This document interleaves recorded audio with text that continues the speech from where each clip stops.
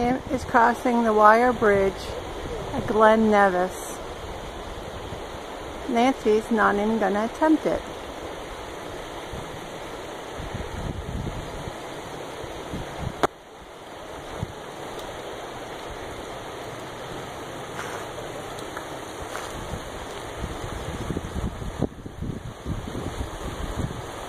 You can tell balance beam was one of her best events when she was in gymnastics. She'll probably tell you the hardest part was getting up, because there's no ladder to it.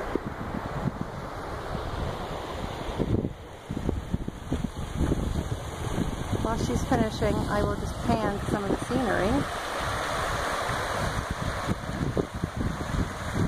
There's the waterfall.